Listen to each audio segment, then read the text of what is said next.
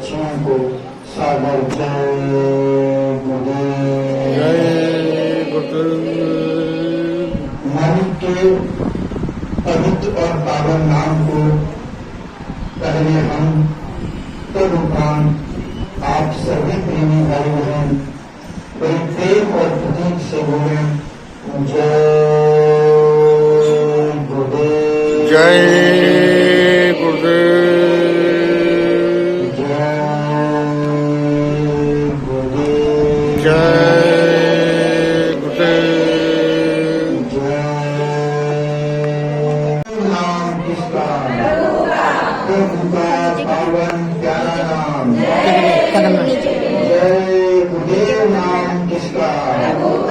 प्रभु का पावन प्यारा नाम।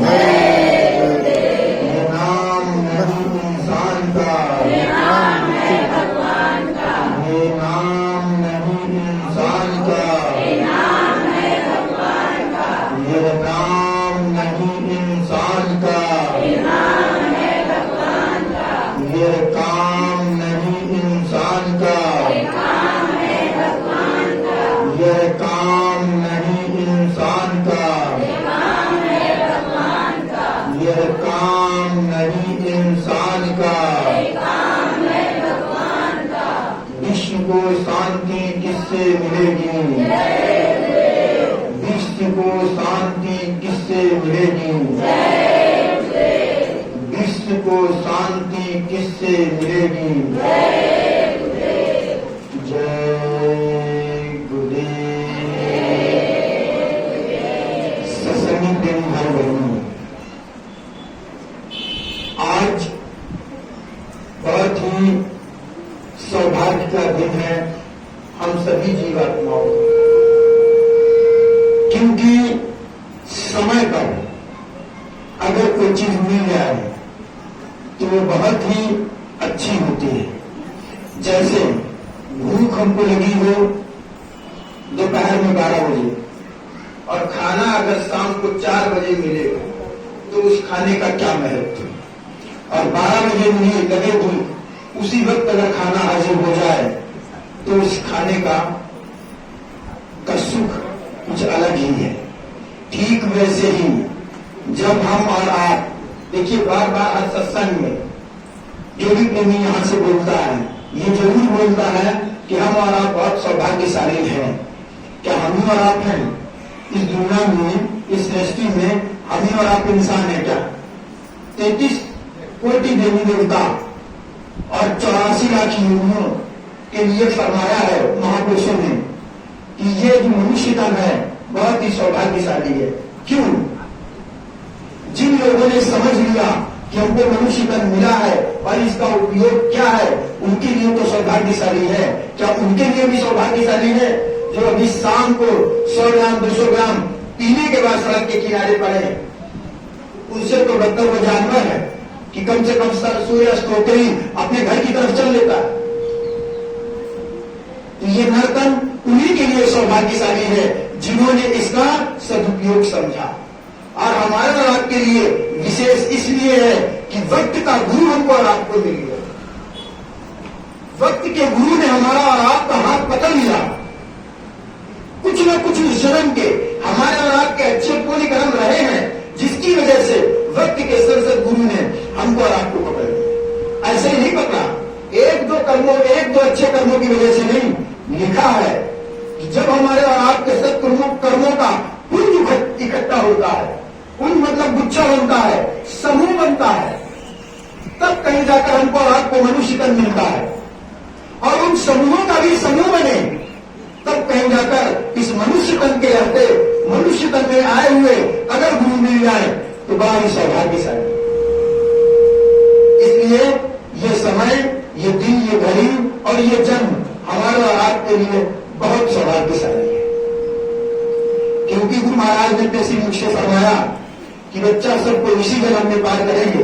वैसे तो ये रामायण कहती है, नवदा भक्ति के अंतर्गत ये आता है कि ये किस्सा 3 जन्म का है, 1 जन्म का नहीं है। पहले जन्म संतन का सत्संगा, पहले जन्म में आप संतों के साथ बैठे उठे, दूसरे जन्म उनकी भक्ति करें, तब तीसरे जन्म में कहीं मुक्ति और मोक्ष है। लेकिन हमारे गुरु महाराज ने सभी बाधाओं को खत्म करते हुए केवल और केवल कहा कि इसी जन्म में सबको ले चलेंगे। लेकिन ले कब चलेंगे? जब हमने अपना हाथ उनके हाथ से छुड़ाया नहीं। गुरु महाराज ने फरमाया अपने श्री मुख से कि बच्चा इतना बड़ा नाम जहाज लाके लगा दिया है कि अगर संसार की सभी जीवात्माएं बैठ जाएंगी फिर भी एक कोना खाली रहेगा। जब इतना बड़ा नाम जहाज लाके लगाया है, कौन सा जहाज लगाया है? नाम जहाज। और नाम जहाज का टिकट क्या है? नाम। अगर आपके अंतर में नाम है तो उस जहाज पर आपको जगह मिलेगी, और अगर अंतर में नाम नहीं है तो गारंटी है क्या? कोई गारंटी नहीं है। इसमें सत्संगी प्रेमी भाई बहनों, नाम और नामी दोनों की जरूरत है। नाम हमको मिल गया, नामी हमको मिल गया, अब हमको और आपको विस्मित होने की जगह और भ्रमित होने का समय अब नहीं है। सभी सत्संगी भाइयों से निवेदन है कि आप जो गुरु महाराज से मिलने का समय वो थोड़ी देर बाद रख लें या समापन के टाइम पे इसको थोड़ा सा। जय गुरुदेव। छाया माया धार में बहे सकल संसार, बचना है तो गुरु कहे पकड़ो वहां हमार। ये छाया माया का संसार है। ये जो हमारी आंखें हैं, चरम आंखें, इनसे जहां तक नजर जा रही है वो सब का सब माया है, और माया नाशवान। इसके लिए हम और आप बहुत भाग रहे हैं। नाम पीछे रह गया, जबकि गुरु महाराज ने फरमाया। ऐसे कई उदाहरण हमारी संगत में हैं। हमारे कानपुर शहर में, कानपुर शहर के जिला अध्यक्ष देवमणि जी को बहुत से पुराने प्रेमी जानते होंगे, बहुत पुराने प्रेमी जानते होंगे, और गुरु महाराज की विशेष दया उनके ऊपर। इसी शहर का आपके लखनऊ में मेडिकल कॉलेज में उनका बड़ा लड़का, डॉक्टरों ने जवाब दे दिया कि ले जाइए, अब इसमें कुछ नहीं बचा। देवमणि जी और उनकी धर्मपत्नी रिक्शे में बैठ कर अपने लड़के के मृत शरीर को लेकर जा रहे। अचानक उनको याद आया गुरु महाराज का नाम, और जैसे गुरु महाराज का नाम याद आया तो उन्होंने कहा, हे मालिक, जब मेरा ही था तो दिया क्यों? और इतना ही कहते, जिसको डॉक्टर कुछ क्षण पहले मृत घोषित कर चुके थे, वो लड़का जब वो दो करते हुए, जब वो दो बोलते हुए उठ के गए। ऐसे संगीत प्रेमी भाई बहनों, ऐसी घटनाएं एक तो नहीं है। संगत में जिस प्रेमी से आप मिलेंगे, जिससे चर्चा करेंगे, वो कोई ना कोई अपना अनुभव आपके साथ साझा करें। इसलिए सत्संगी प्रेमी भाई बहनों, बहुत समय कम बचा है। अब हम आप ये सोच रहे हो कि समय बहुत है, अब कुछ भी समय नहीं। गुरु महाराज ने जैसा कि फरमाया कि बच्चा, जब रात में सोओगे तो नजारा कुछ और होगा, सुबह उठोगे तो नजारा कुछ और होगा। हिंदुस्तान के लिए नहीं, पूरी दुनिया के लिए है। जब रूस और यूक्रेन का युद्ध शुरू हुआ तो जो वहां के रहने वाले, यूक्रेन के रहने वाले लोग थे, जब रात में सोए थे तो उनको क्या पता था कि सुबह हमारी बगल वाली बिल्डिंग खंडहर में बदल जाएगी। लेकिन जब सुबह उठ के देखा तो खुद की बिल्डिंग तो खत्म हो ही गई थी, और वो पड़ोस के आधा मोहल्ला खत्म हो चुका।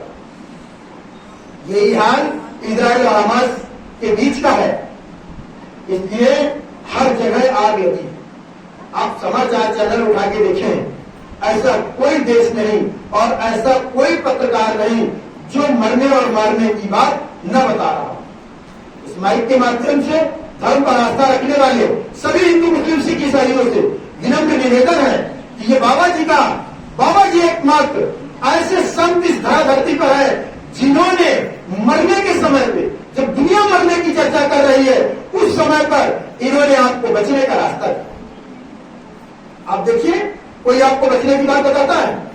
आप कोई भी चरण उठा के ले लीजिए, हर जगह यही फला देश के ऊपर हमला करने के लिए तैयार खड़ा है। लेकिन मरने के अलावा किसी ने आपको बचने का रास्ता नहीं दिया होगा। एकमात्र बाबा जगमुदो जी महाराज, इन्होंने जब ऐसा भयंकर समय देखा,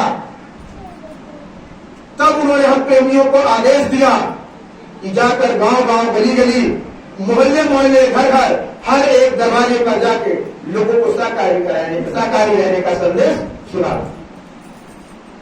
किसी का धर्म नहीं छुड़वाया, किसी के भगवान को नहीं छुड़वाया। आप जिसको मानते हो उसको मानो, जिसको जानते हो उसको जानो, और जिसकी पूजा करते हो उसकी खूब पूजा करो। अभी दिन में 2 बार करते हो, अब 10 बार करो, लेकिन एक नियम बना लो कि आपका घर परिवार शाकाहारी है। आपके परिवार से अंडा, मछली, मांस, शराब का सेवन बंद हो जाए। अगर आपने इतना ही कर लिया तो आप इस भयंकर समय से बच जाएंगे, नहीं तो आप जानो और आपका काम जाने। ये संदेश हमारे गुरु महाराज का। और पीछे सत्संगी प्रेमी भाई बहनों, गुरु महाराज ने बहुत स्पष्ट कहा है कि बच्चा, जब तुम हमारा कोई भी काम या हमारा कोई भी आदेश मानते हो तो उस आदेश के एवज में हम आपको बहुत कुछ देते हैं। जैसे कि एक प्रेमी बोले, गुरु महाराज ने कहा कि जब आप मथुरा आते हो किराया लगा के, जो भी किराया लगता है उसका 10 गुना हम आपको वापस कर देते। तो एक प्रेमी ने जोड़ा कि हमारा किराया लगा 1000 रुपए, अब इसका 10 गुना मतलब 10,000 रुपए हमको कहां से और कैसे मिलेगी। घर आए, आते ही पत्नी बीमार हो गई। पत्नी के बीमार होते ही जिस बीमारी में उनका खर्चा 10 से 15,000 रुपए होना था, वो मात्र और मात्र 100 रुपए में ठीक हो। वो प्रेमी तुरंत तत्काल फिर मथुरा गया और गुरु महाराज से क्षमा मांगी कि प्रभु, मैंने आपकी बात को शंका की, इसलिए मुझे क्षमा कर। एक बार ऐसे ही संगत गुरु महाराज सत्संग दे रहे थे और पूरी संगत बैठी हुई।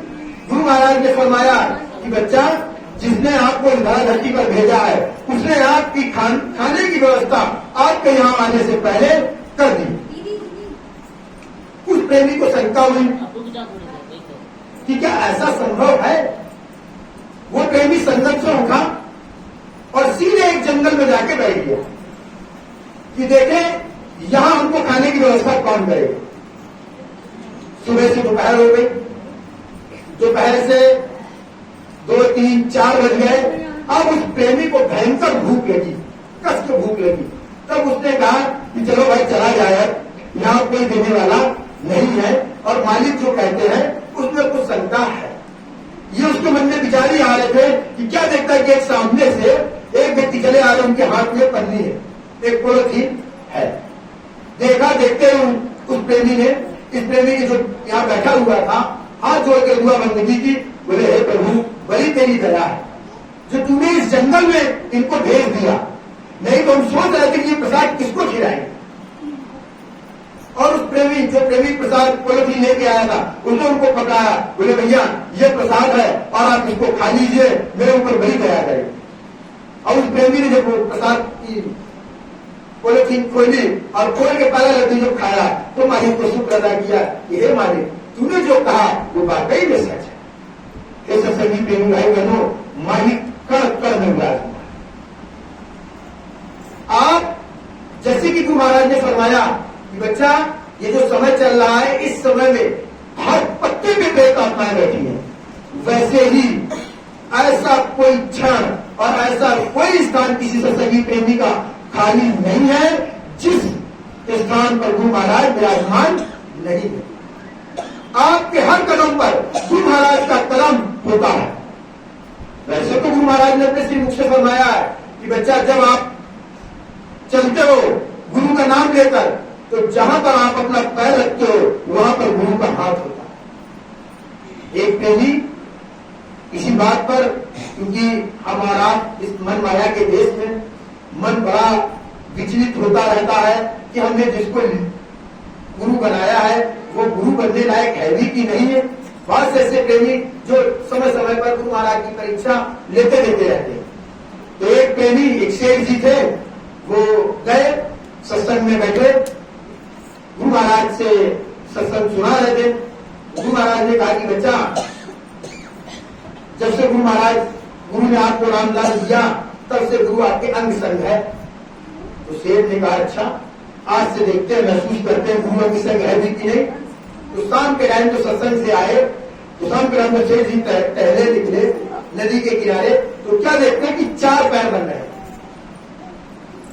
2 उनके, 2 किसी और के, जो दिख नहीं रहे।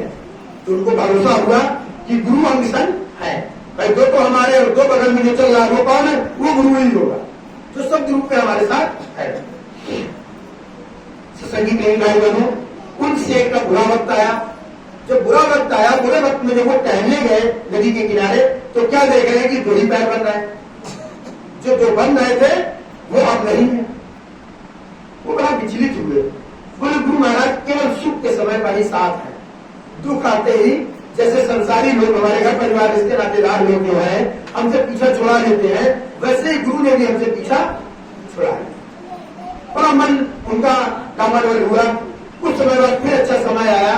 तो फिर अच्छा समय आया तो क्या देखते हैं कि 4 पैर बन रहे।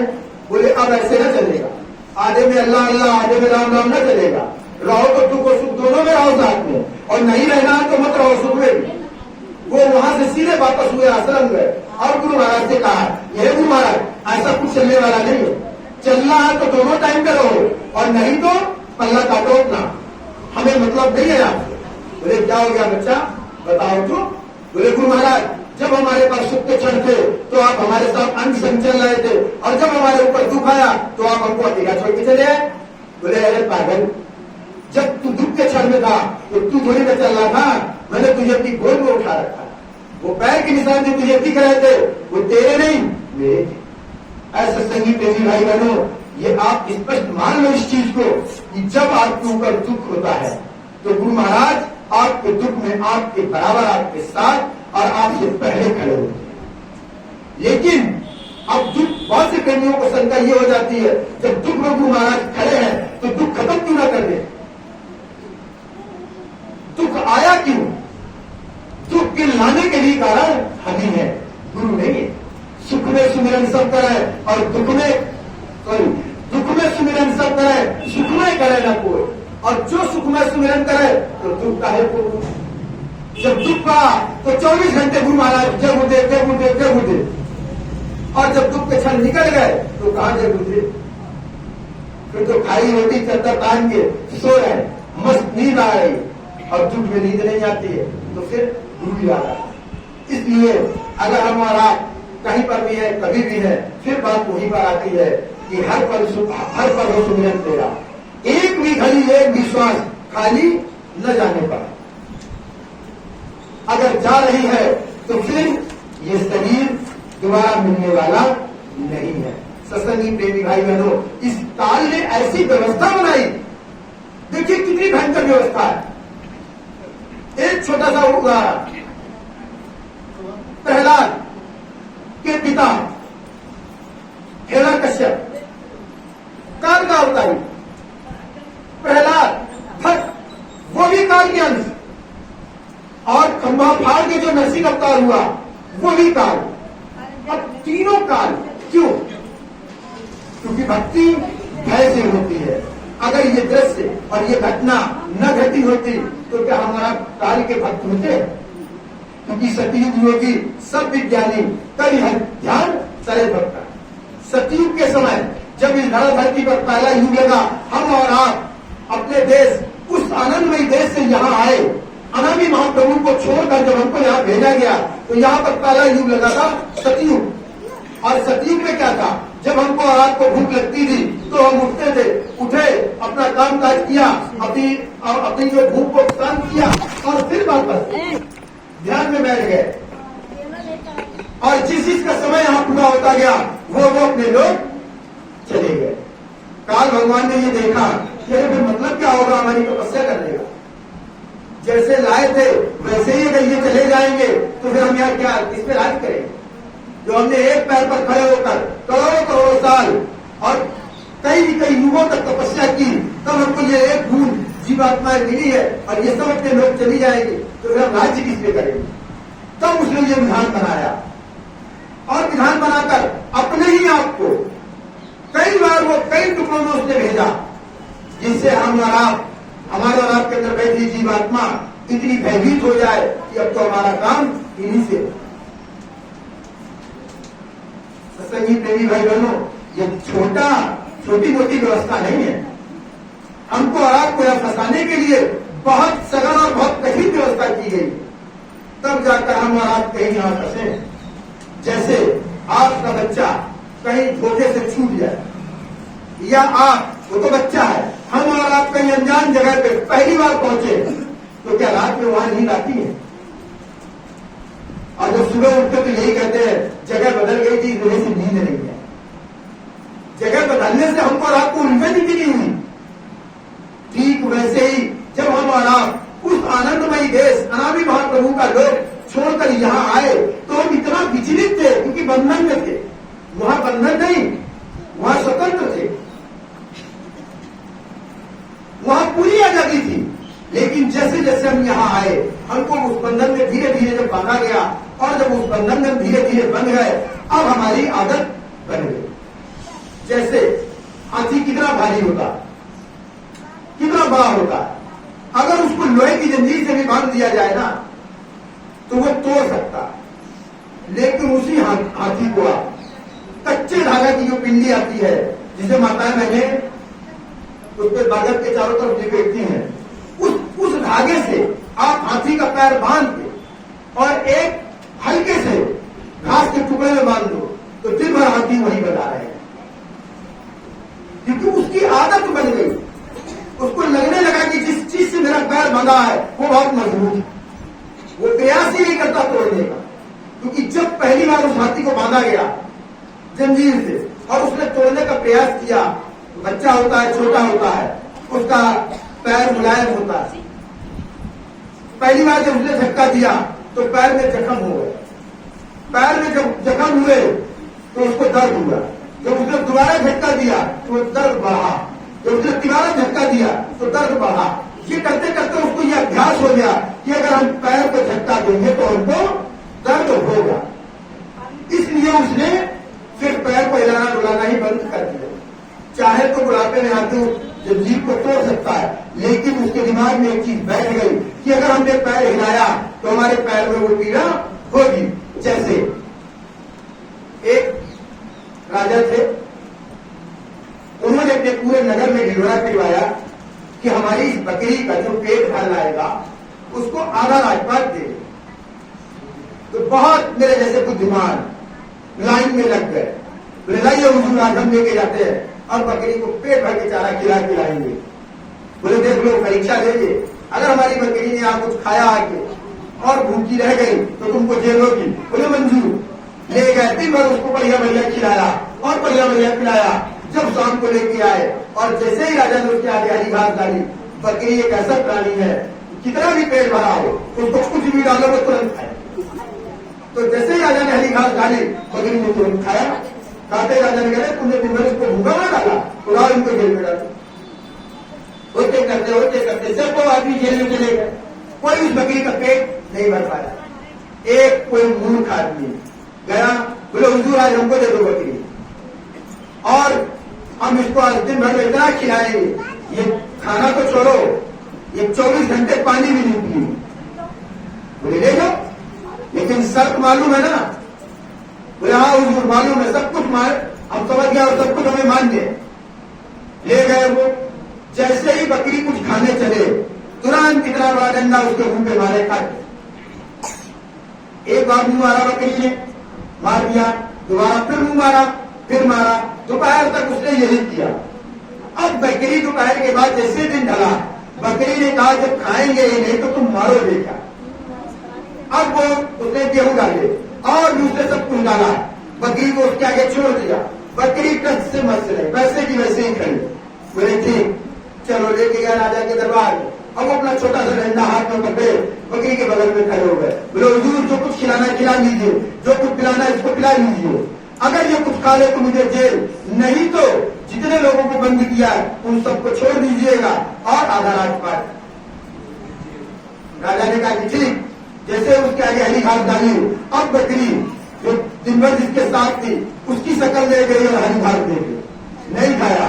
राजा ने कहा वाह भाई, तुमने वो काम करके दिखा दिया जो कोई नहीं कर पाया। वैसे संगी प्रेमी भाई बहनों, ऐसे ही हमारी और आपकी आदत इस माया के देश में पड़ गई। वो ढट्ठे पड़ गए, वो कहते ना ढट्ठे पड़ गए हैं हमारे आपके कंधों पे। कितना भी बोल दो, कितनी भी कैद खाने में डाल दो, अब हमारे और आपको कोई असर पड़ने वाला नहीं है। ऐसे ही जब हमको और आपको जीवात्माओं को, हमारी और आपके अंदर बैठी हुई उस जीवात्मा को उस दयालु प्रभु ने कष्ट में देखा, तब वो हमको और आपको सचेत करने जगाने आए। अगर जाग गए, समझ गए उनकी बात को, तो हम और आप यहाँ से निकल चलेंगे, और नहीं समझे तो हम और आप यही फंसे रहेंगे। एक छोटी सी बात और, इसका हाँ ना में जवाब दीजिए।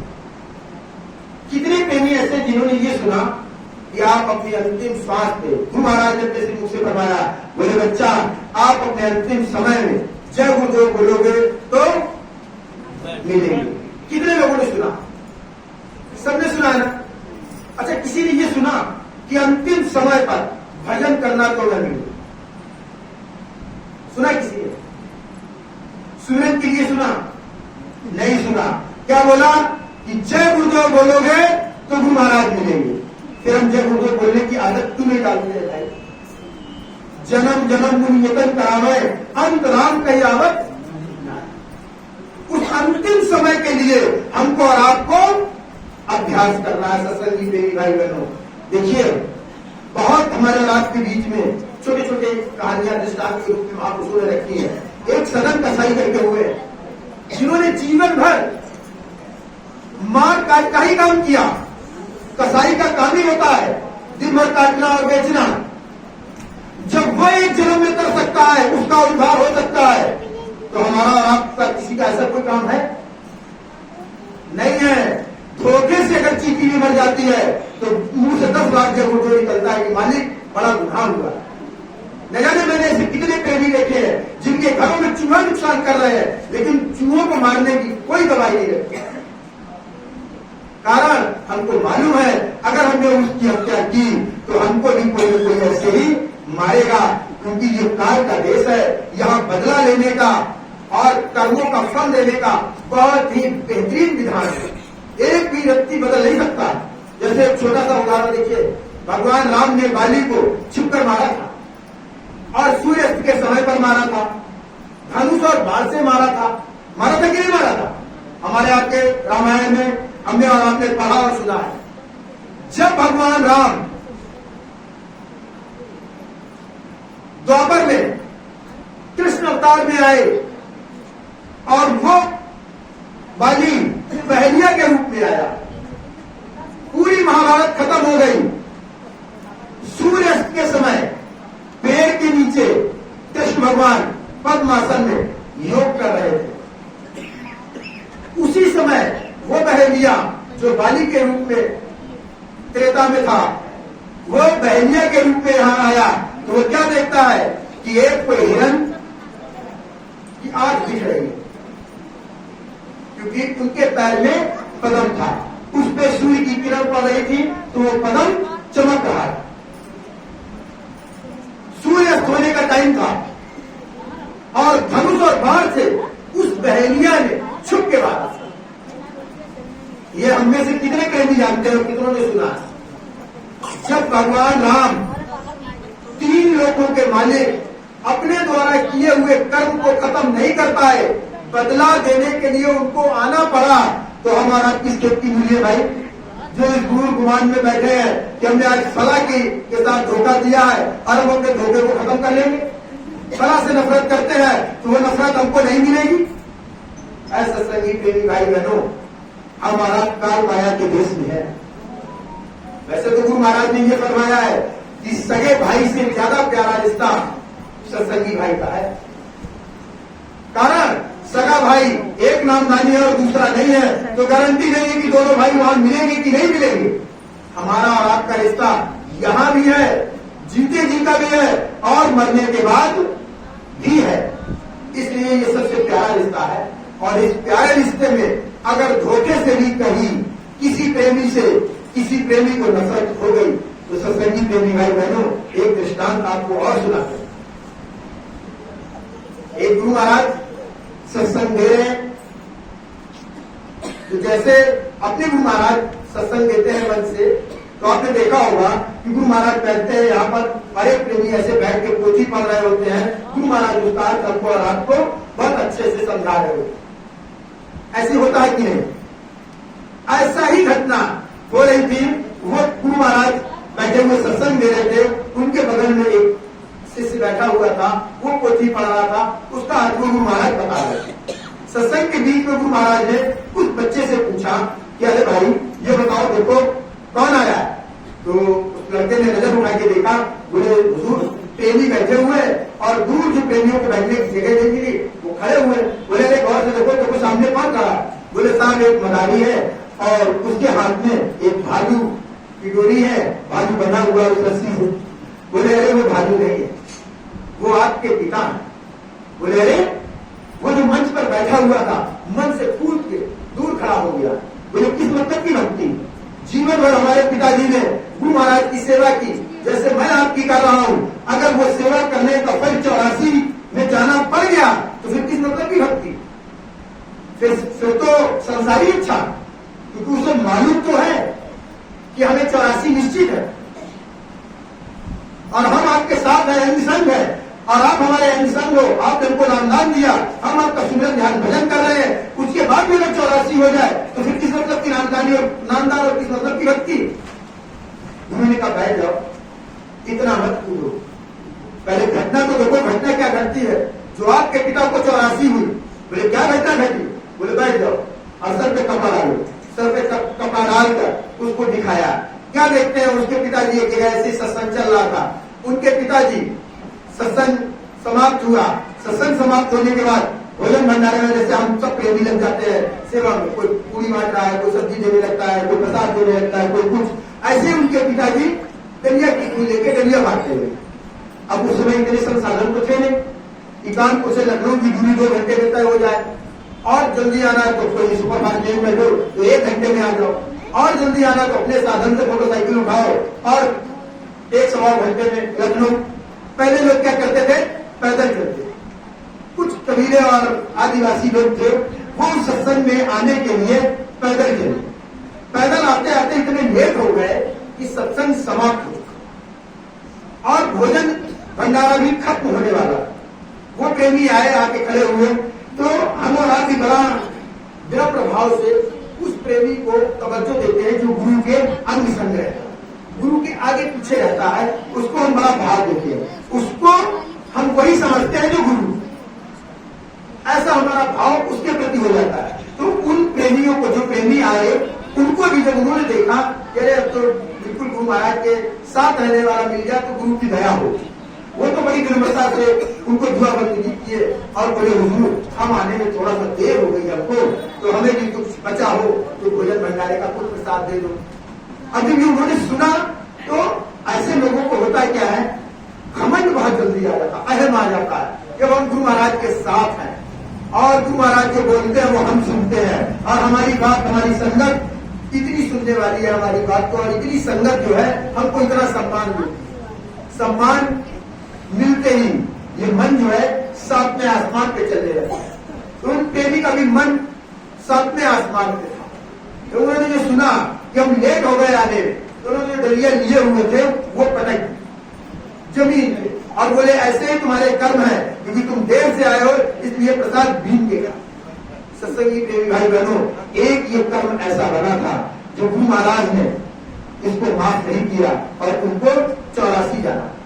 उन प्रेमियों ने तो बीन के प्रसाद खाया क्योंकि भोजन भंडारे का प्रसाद था, लेकिन उनको हाथ फैलाकर बाकी का जीवन मांग मांग के खाना। इसलिए सत्संगी प्रेमी भाई बहनों, इस भूल गुमान में मत रहना कि हमें नामदान मिल गया है, गुरु महाराज की दया का हाथ हमारे सर पर आ गया है तो अब हमारा कुछ होने वाला नहीं है, अब तो हम सीधे और सीधे मालिक की तरफ में जाएंगे। इसलिए सत्संगी प्रेमी भाई बहनों, हमेशा इस भय में जीना कि कोई ऐसा कर्म बना जो गुरु महाराज को बर्दाश्त नहीं हुआ, उस कर्म को गुरु महाराज माफ कभी नहीं करेंगे।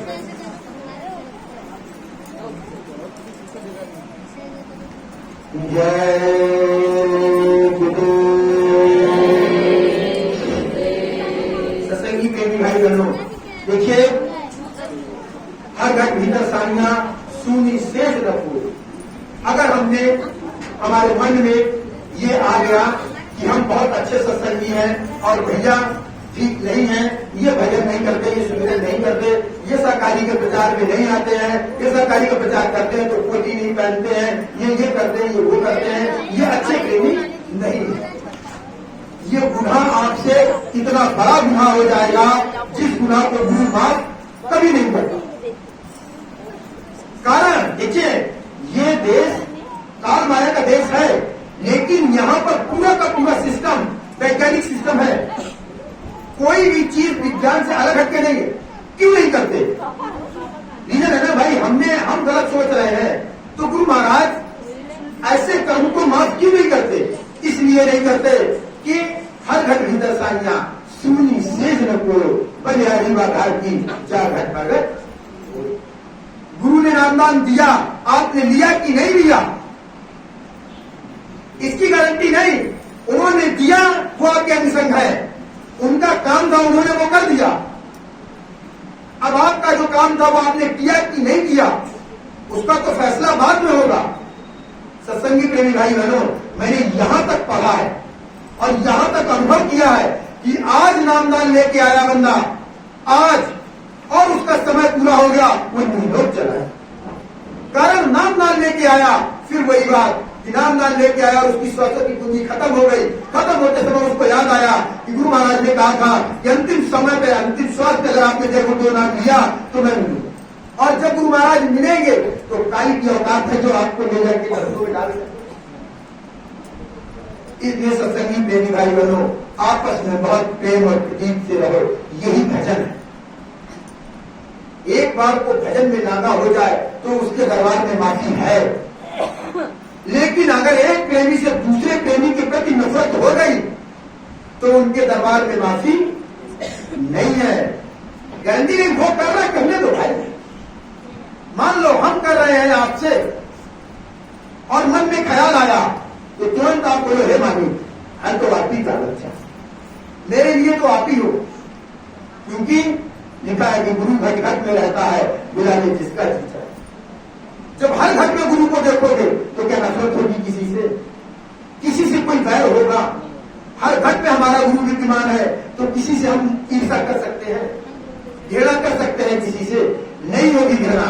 इसलिए सत्संगी प्रेमी भाई बहनों, वो कर रहा है वो जाने, वो उसका कर्म है, लेकिन आप क्या कर रहे हो वो आप अपनी देखभाल और अपनी संभाल खुद करते चलो। कोई टोकरे रोकने टोकने वाला नहीं, क्योंकि हम और आप जिस देश में रह रहे हैं, इस देश में कर्म करने की पूरी आजादी है।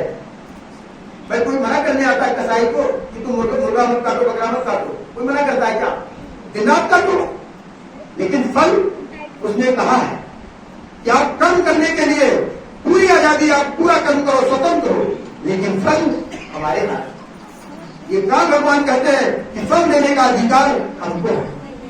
इसलिए आप कर्म करने के साथ साथ फल के लिए भी करो और सोचो कि हमसे ये जो कर्म हुआ है उसकी माफी होगी कि नहीं होगी।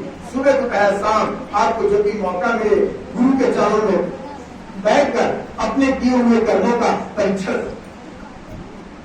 सुबह जब निकलो, देखो जैसे भी मैंने 23 तारीख को आपको बोला कि हम कोई भीष्म पितामह नहीं है, जो एक बार प्रतिज्ञा कर ली वो जन्म भर प्रतिज्ञा चलेगी।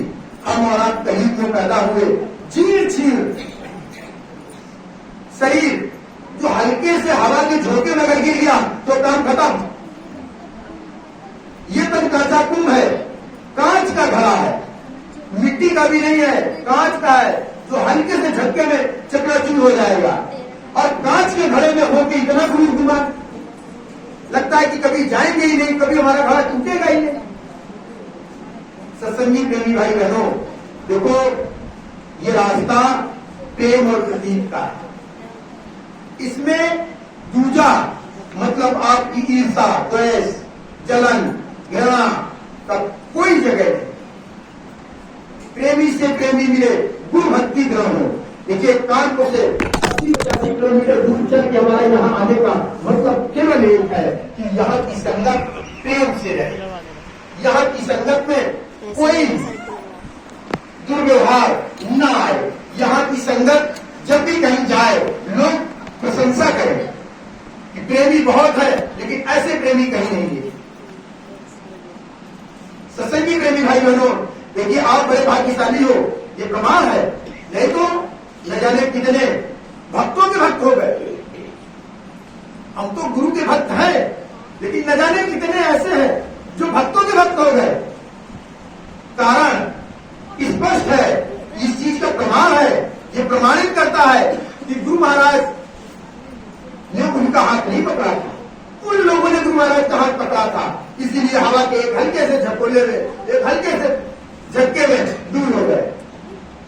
और जो आज भी गुरु की शरण में और गुरु के चरणों में पड़े हैं, आप ये मान लीजिए कि उनकी कलाई गुरु महाराज ने मजबूती से पकड़ है। तभी तो हमारा कहीं नहीं जा रहे, नहीं तो फेसबुक पे ऐसे ऐसे वीडियो पड़े हैं जिनको लोग सुन लेते हैं तो चकरा जाते हैं। ये ऐसा भी होता है। इसलिए सत्संगी भाई बहनों, जब हम और आपको गुरु महाराज ने पकड़ रखा है तो एक छोटी सी कमी हमने और आप में है, वो कमी दूर अगर हो जाए तो हमसे और आपसे अच्छा कोई मिलेगा ही नहीं। कमी ये ईर्षा की है। अगर ये ईर्षा हमारे और आपके मन से खत्म हो जाए, वो खत्म होगी केवल इस बात पे, इस शब्द को, इस लाइन को हमेशा आप अपने दिमाग में रखो कि घर घर भीतर सानिया सुनी शेष ना, गुरु घट घट में रहता है, बुला ले जिसका जी चाहे। देखो सत्संगी प्रेमी भाई बहनों, हम आपको बताएं, हम आपको यहाँ आए हैं, आपको खुश करने नहीं आए कि हम आपको रामायण सुनाए और गीता सुनाए, आपको लगे कि नहीं आप बहुत अच्छा सत्संग दिया, बहुत अच्छी जानकारी, मुझे जानकारी काला अच्छा भैंस बराबर आपने सुना है ना। बस गीता रामायण के विषय में मुझे वही जानकारी है, एक चौपाई मुझे आज तक मैंने पढ़ी नहीं। और गुरु महाराज की ढेरों ढेरों किताबें पत्रिकाएं हैं, क्योंकि पढ़े लिखे हैं नहीं।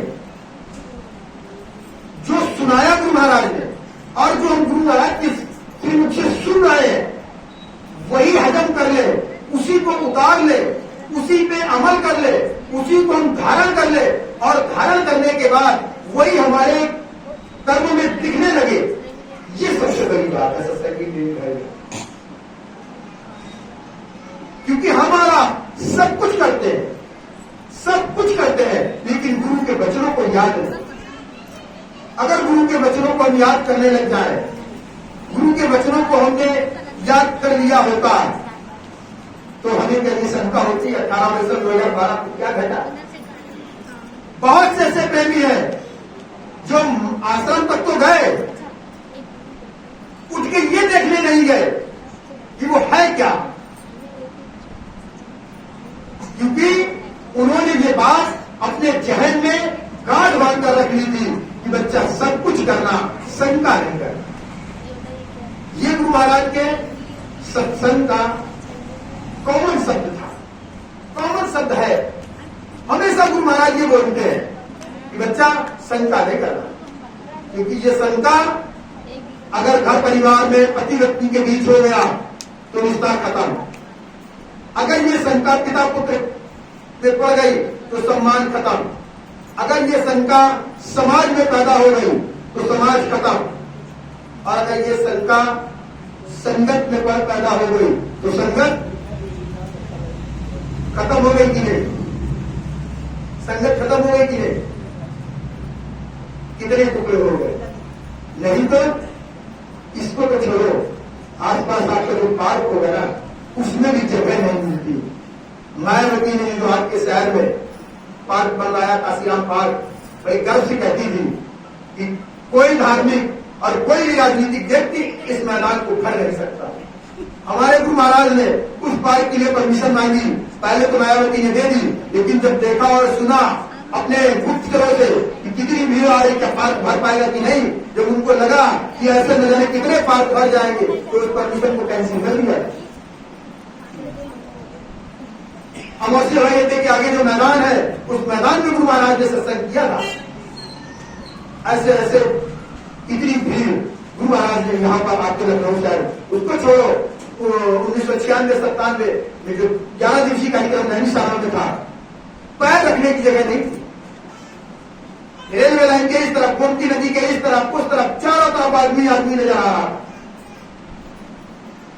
इतनी बड़ी संगत और आज धीरे धीरे कारण तो रुकी हुआ ना, इस शंका हुआ। अगर ये शंका ना हुई होती, हम आज भी सभी प्रेमी आज भी अपने ही रास्ते पर डटे होते तो परिवर्तन को टाइम लगता क्या। गुरु महाराज ने अपने से मुझसे फरमाया, बच्चा परिवर्तन तो आज हो जाए, निश्चित है आज हो जाए, लेकिन परिवर्तन के उस तरफ रहने वाले कितने लोग,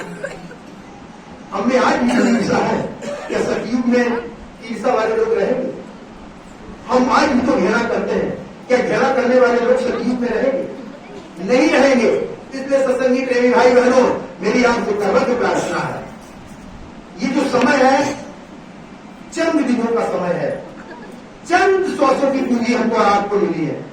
उन चंद श्वासों की पूंजी में हम ये जिम्मेदार बन के न बैठ जाए कि हम तो यहाँ जन्म जन्मांतर के लिए है। जो आज हमारे बीच है वो कल नहीं होगा, जो कल हमारे बीच होगा वो परसों नहीं होगा। ये चला चली का देश है, यहाँ कोई टिकने नहीं आया। सत्संगी प्रेमी भाई बहनों, बहुत गांठ बांध लो और एक गांठ बांध लो। एक प्रेमी पानी वाले नाव से नदी पार करके दूसरी तरफ जा रहे थे। इतने में पानी में तूफान आता है और उनकी नाव टूट जाती है। उस तूफान के तपेड़ों को वो नाव नहीं सह पाती है, वो टूट जाती है। अब जो प्रेमी उस नाव में था, वो प्रेमी एक पटरे के सहारे बह रहा होगा और अपने गुरु को याद करता है। जैसे गुरु को याद करता है तो एक हाथ निकलता है, बोले बच्चा मैं तुम्हारा दादा गुरु हूं, मेरा हाथ पकड़ लो, नदी पार हो जाओ। उस प्रेमी ने एक ही बात कही, जय गुरुदेव। उस प्रेमी ने एक ही बात कही कि आप हमारे दादा गुरु होंगे, बने रहो, आप हमारे गुरु के गुरु हो। हम आपको ना जानते हैं ना हम आपको मानते हैं, तो फिर आप हाथ क्यों पकड़ोगे भाई? बचाना होगा, अगर मुझे बचना होगा तो मेरा गुरु बचाने खुद आएगा। वो हाथ गायब हो जाएगा। फिर थोड़ी देर बाद उसको लगता है कि हम डूब ही जाएंगे, फिर याद करता तो एक हाथ और निकलता है, बोले ये बच्चा मेरा हाथ पकड़ लो, मैंने ही इस रस्सी बनाई है और मेरा हाथ पकड़ लोगे मैं इस नदी से आपको पार कर दूंगा। वो प्रेमी फिर कहता होगे ब्रह्मा, आप बने रहो, मुझे कोई लेना देना नहीं आपको। अगर हमारा अंतिम समय आज इसी तरीके से है वो मुझे मंजूर है, मैं तुम्हारा हाथ नहीं पकड़ सकता, क्योंकि एक बार हाथ मैंने गुरु महाराज का पकड़ा है अपने, तो वो हाथ छोड़ नहीं सकता। सत्संगी प्रेमी भाई बहनों, वो हाथ भी गायब हो जाता है और वो क्या होता है, उसको वो बेहोश हो जाता है। जब उसे होश आता है तो नदी के किनारे पड़ा होता है, नदी के किनारे पड़ा होता है तो बगल में गुरु उसके खड़े होते हैं। तो गुरु खड़े होते हैं तो वो कहता है कि अगर हम अपनी मेहनत न करते, क्योंकि प्रेमी बड़े जिद्दी होते हैं, जो अटूट प्रेमी होगा, जो गुरु से पूरा प्रेम करता है, वो लड़ता भी है। ऐसे ही नहीं, गुरु और शिष्य का रिश्ता है, लड़ने और प्यार करने का भी है।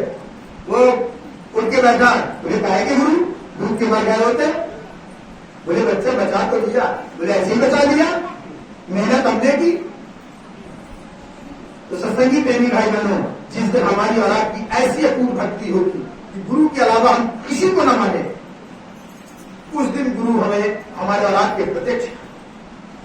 आज तो हमारे मन में है, गुरु तो मथुरा में है, यहां का तो काम हमारे हनुमान जी करेंगे, यहां का तो काम हमारे सिद्धि करेंगे। तभी ना हमारे घरों में मंदिर भी है, तभी ना बहुत से प्रेमियों के घर में दीपावली में राम लक्ष्मण का दरबार भी लगता है। दरबार लगाना बुरा नहीं, एक साधे सब सब है और सब साधे सब जाए।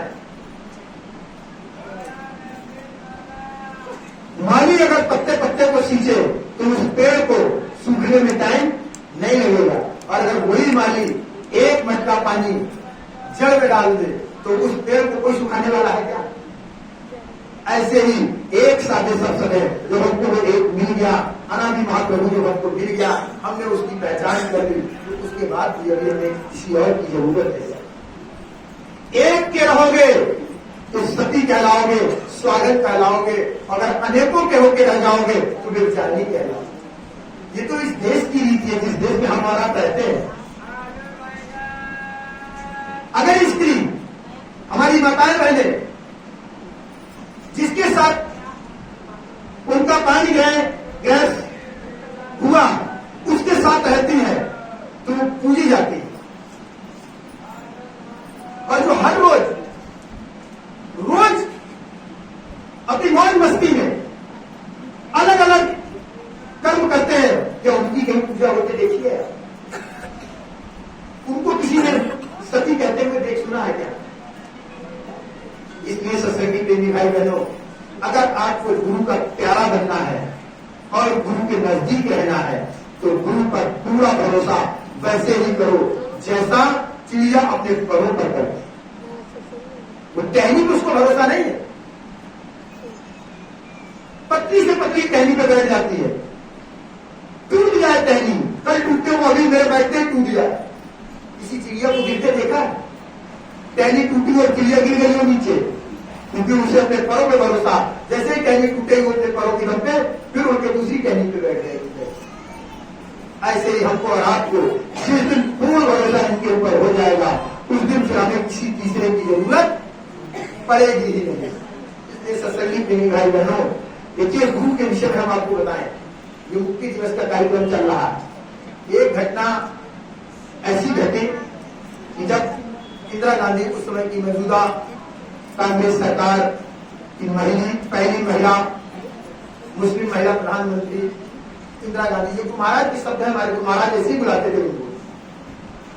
वोट क्लब मैदान में न जाने कितनी बार गुरु महाराज ने कहा, और ये नसबंदी वगैरह की योजनाएं जब उन्होंने चलाई तो गुरु महाराज ने यही कहा था कि देश की पहली मुस्लिम महिला प्रधानमंत्री, मैं तुमसे ये पूछना चाहता हूं कि ये जो नसबंदी आप लेके आए हो, ये शब्द आपने किस धर्मशास्त्र से निकाला है?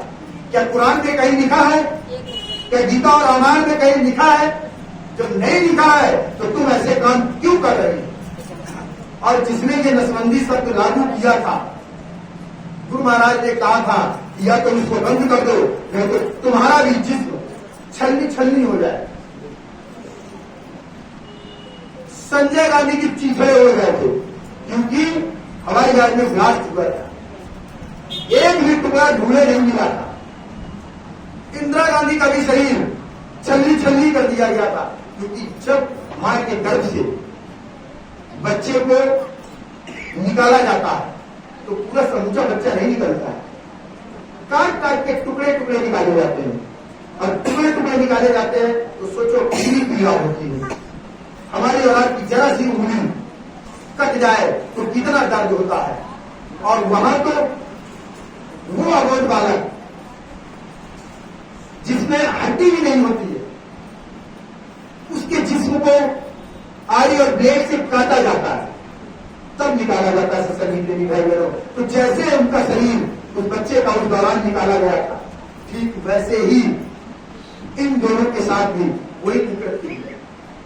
सत्संगी प्रेमी भाई बहनों, वही महिला मुस्लिम महिला प्रधानमंत्री ने जब देखा कि इमरजेंसी के दौरान वो गुरु महाराज से परेशान हो गए, अधिकारी जेल के परेशान हो गए, तो इंदिरा गांधी ने एक आदेश दिया था कि ये बाबा ऐसे नहीं सुधरेगा और ऐसे ही हमारे पक्ष में नहीं आएगा, इनका कल सर मुड़वा देना, और वो भी सूखा उल्टा। जब गुरु महाराज को ये सूचना मिली तो गुरु महाराज हंसे। सुबह जब आए उनके पास जेलर बोले चलिए ऐसा ऐसा आदेश आया है, आपका सिर मुड़ाया जाएगा। बोले चलो बच्चा, हथकड़ी मेरी खोल के ले गए, और नाई के जब बैठा तो बोले अपना कपड़ा हटाइए। बोले बच्चा जब बाल होंगे तभी ना मोड़ोगे। एक बाल गुरु महाराज के सर में नहीं मिला उस समय के लिए।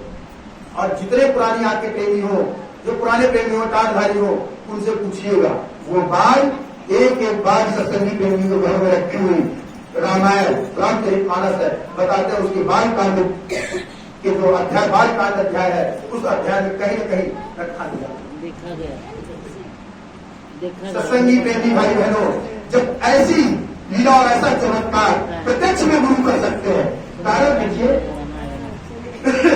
अब तक जितने महापुरुष आए, कभी साहब दादू दरिया रैदास मीरा न जाने कितने आए, बहुतों को तो नाम नहीं याद, ये सुनते सुनते याद हो गए, रट गए। बहुतों के तो नाम नहीं याद, न जाने कितने ग्रस्त संत आए और न जाने कितने प्रकट संत आए, किसी ने भी ऐसा चमत्कार इस धरा धरती पर नहीं किया। इसीलिए कहते हैं प्रेमी भाववश होकर कि ऐसा गुरु भूते न भविष्य दे, न तो ऐसा गुरु भूतकाल में कभी आया और न ऐसा गुरु कभी भविष्य में आएगा। 1000 साल की गारंटी है।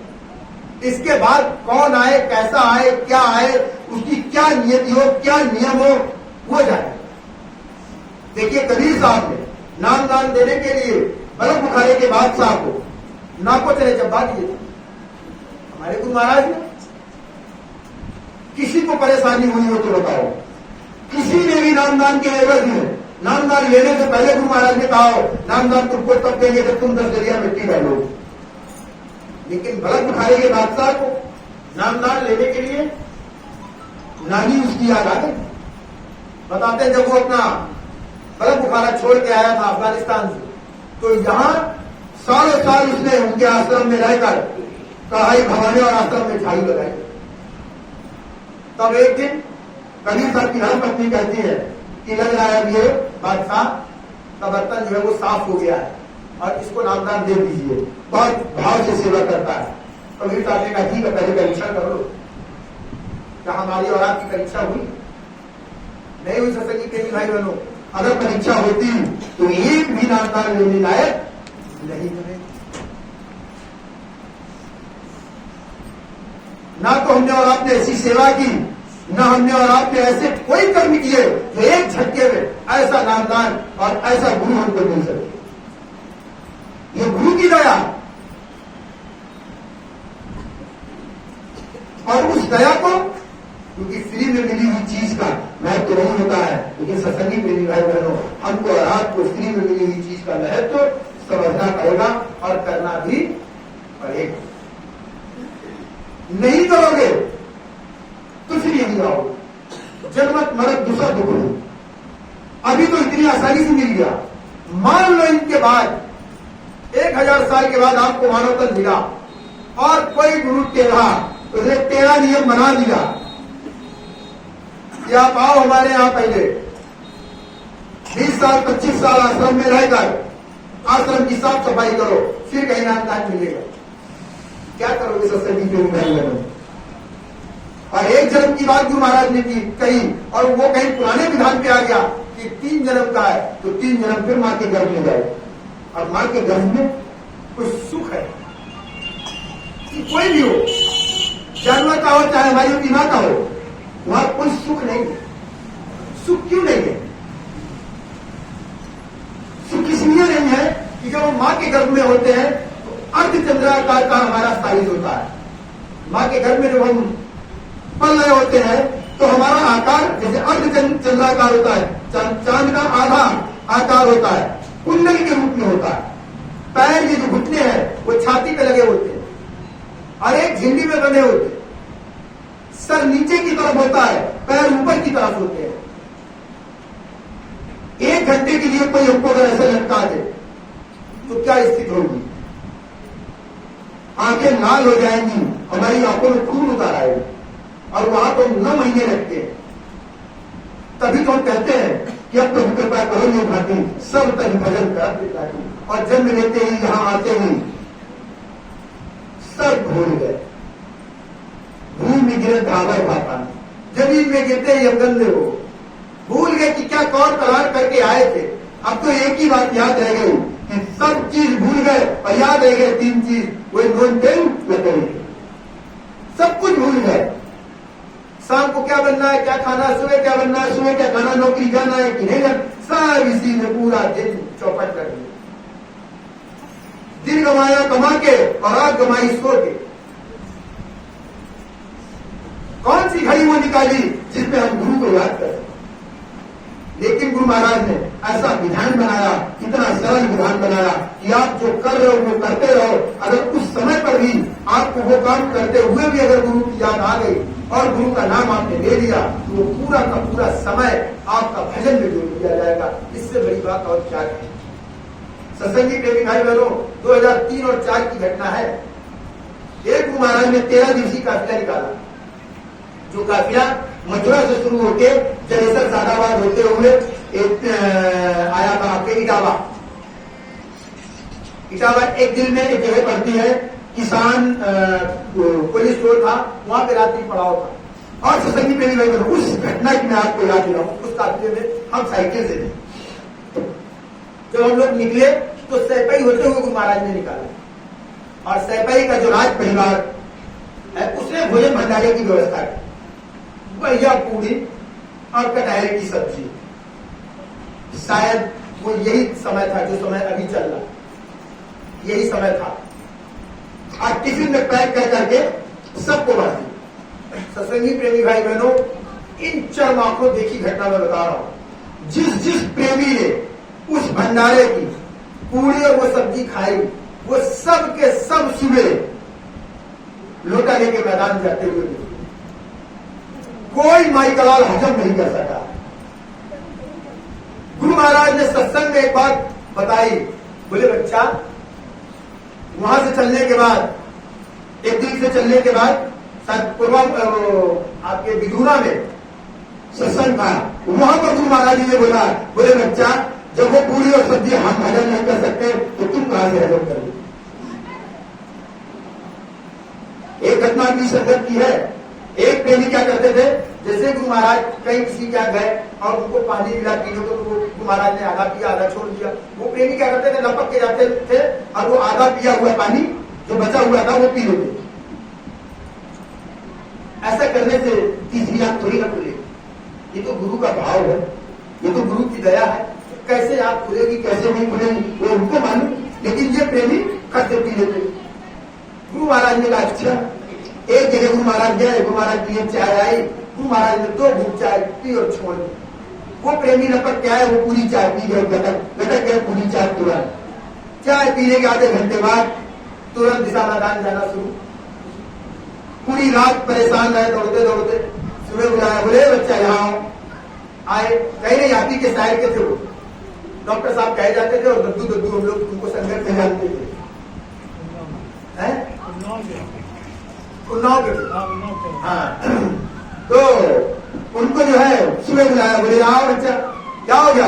अरे बोले गुरु महाराज बड़ा परेशान है, कल रात से मतलब इतनी लूज मोशन हो रहा है कि बता नहीं सकते। गुरु महाराज ने कहा, बच्चा, हम हजम नहीं कर पा रहे थे तब तो हमने एक घूट पिया, और तुम मतलब हमसे भी ज्यादा जो पूरी कटक गए, तो अब झेलो। सत्संगी प्रेमी भाई बहनों, जैसे संत की बात, जैसे केले की बात में बात है, वैसे ही संत की बात में बात है।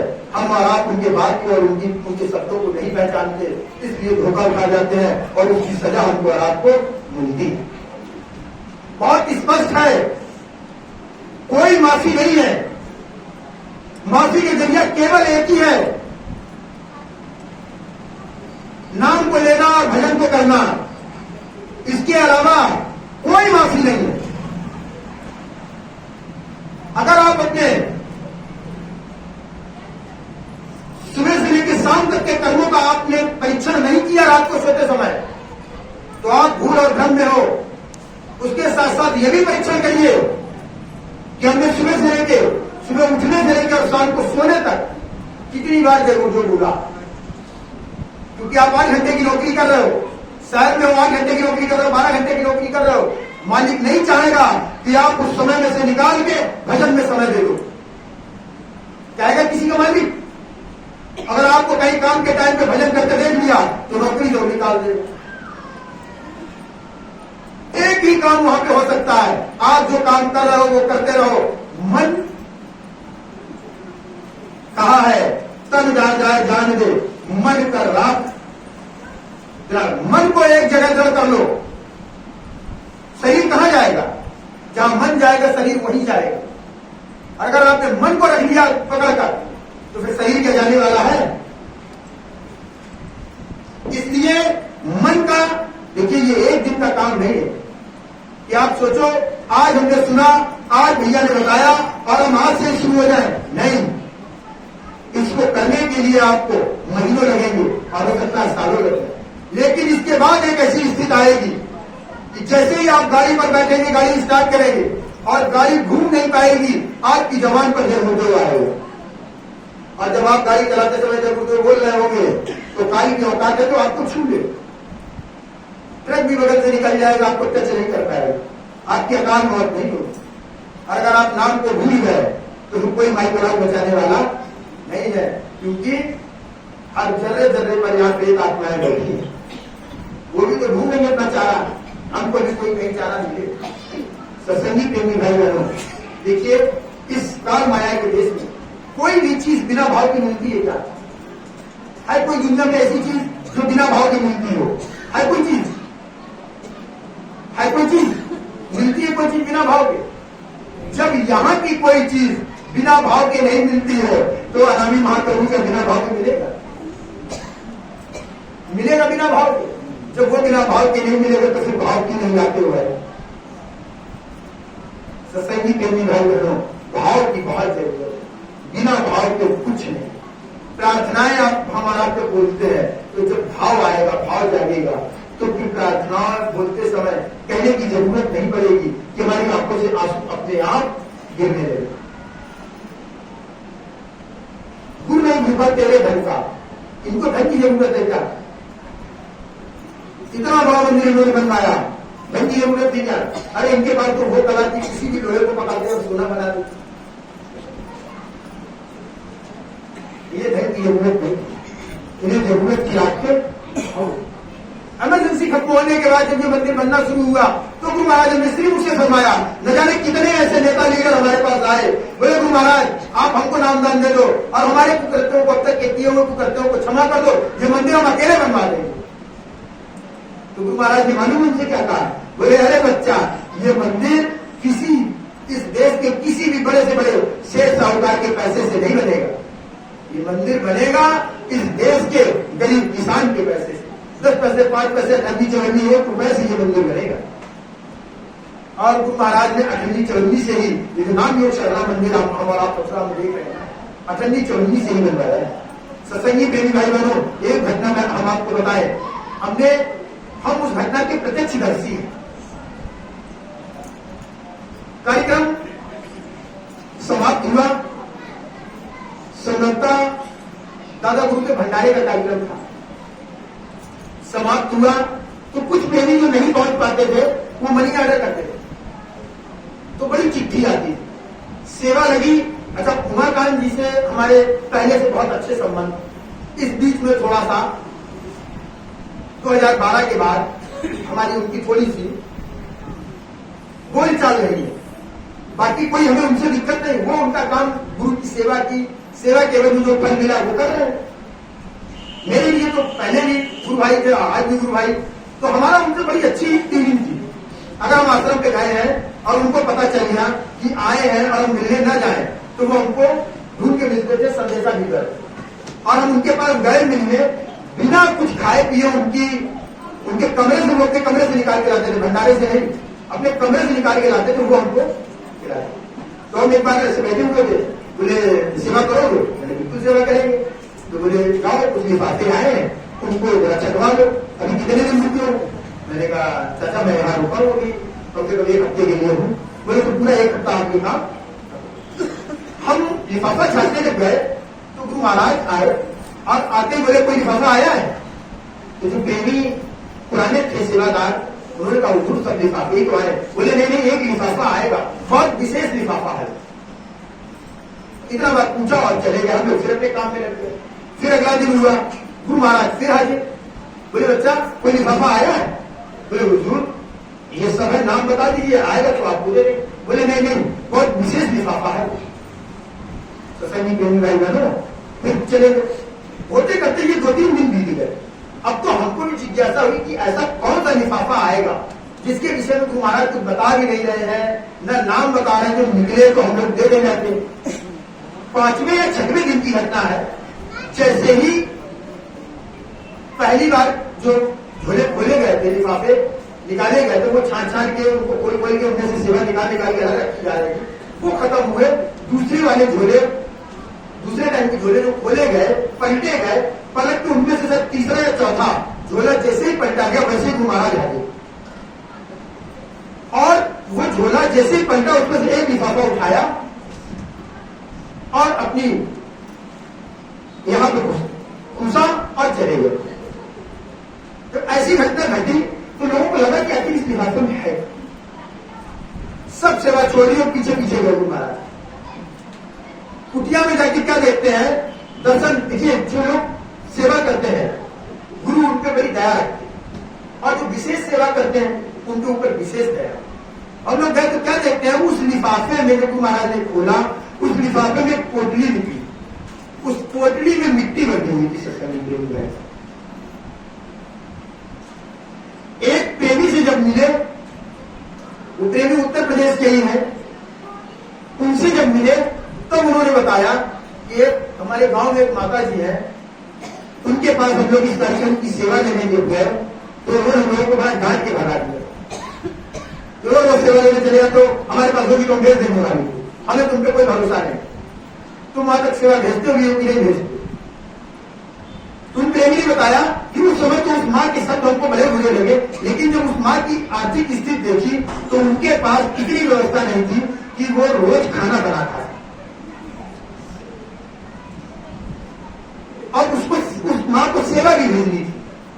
तो बताते हैं कि उस माँ ने अपने आंगन की मिट्टी को खोदा और उसको महीन महीन पीसा, कपड़े से छाना, एक पोटली बनाई और बना के लिफाफे में पैक करके गुरु महाराज को भेजी। और बताते हैं उस मिट्टी से गुरु महाराज ने महीनों मंजन किया। क्या कीमत ऐसे मालिक के लिए, उस मिट्टी की क्या कीमत? मिट्टी तो थी, फेंक देते, क्या जरूरत थी उनको उस विशेष लिफाफे को ढूंढने की? लेकिन उस विशेष लिफाफे में भाव, तू नहीं भूखा तेरे धन का। बहुत से प्रेमी जाते हैं और कहते हैं कि मैं 1000 रुपये सेवा देके आया, कोई कहता है 5000 सेवा देके आया। जिन जिन ने गुरु महाराज को बड़ी बड़ी सेवा दी, गुरु महाराज ने उनको हाथ नहीं लगाया, और जिस प्रेमी ने भाव के साथ सेवा दी, गुरु महाराज ने उस सेवा को अपने पास रखा, उस सेवा से विशेष काम किया। सत्संगी प्रेमी भाई बहनों, वैसे ही गुरु आपके धन का भूखा नहीं है, गुरु आपके भाव का भूखा है। जिस दिन आपका भाव गुरु के चरणों में लगा, उस दिन आपकी तीसरी आंख और तीसरे कान को बंद रहने से, खोलने से कोई रोक नहीं सकता, कोई माइकलाल उसको बंद रख नहीं सकता। इसलिए सत्संगी प्रेमी भाई बहनों, भाव की बहुत जरूरत है। इस रास्ते में अगर आप चल रहे हो तो भाव और दीनता की बहुत जरूरत है। हर पल दीन इतने बन जाओ कि किसी की बात आपको लगे ही नहीं। सोचो तो गुरु की बात नहीं लगी, भजन करो भजन करो, तो औरों की बात कैसे लग जाती भाई? सत्संगी प्रेमी भाई बहनों, बात लगनी चाहिए हमको और आपको, तो गुरु की लगनी चाहिए, जिसके लगने से हमारी और आपकी जीवात्मा का कल्याण हो। और एक आपका ही नहीं होगा, अगर आपकी जीवात्मा जाग गई तो आपकी 3 पीढ़ियों का कल्याण होगा। एक पीढ़ी जो बीत चुकी, वो एक जिसमें आप मौजूद हो वो, और एक जो आने वाली। सोचिए, एक की जीवात्मा जागने से 3 पीढ़ियों को अगर फायदा हो रहा हो तो लग के मेहनत कर लो सत्संगी प्रेमी भाई बहनों।